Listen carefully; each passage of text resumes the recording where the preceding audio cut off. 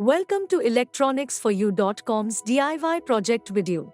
This video is a proof of concept of the DIY project Implantable Chips, Storing Data Inside Body, which is published on electronicsforyou.com. Let us take a look at how it works.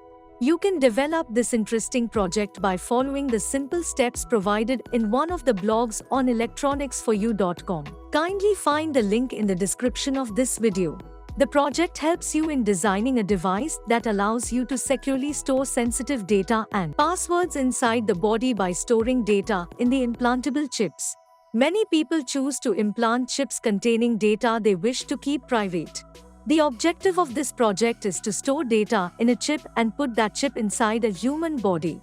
Retention of data is done by scanning the chip inside the body. The components used to develop this project are an implantable RFID capsule in which secret data is stored, a 13.56 MHz RFID reader writer to write to and read from the RFID capsule, a Raspberry Pi 4 or Raspberry Pi 0 over which this system will run. Let us see the demonstration of this project. This is the RFID capsule that can be implanted inside the skin of humans or animals. I have already stored some secret data in this chip. We will put this chip inside an apple representing it is implanted inside human skin. Now let's scan this chip inside the apple with the help of this RFID scanner. Before that, let us open the Arduino serial monitor.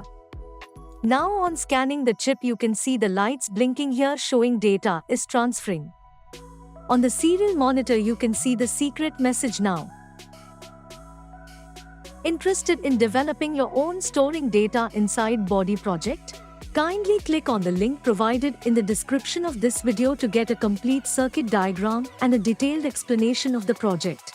Do like, share and subscribe to our channel for more such DIY proof of concept videos. Thank you.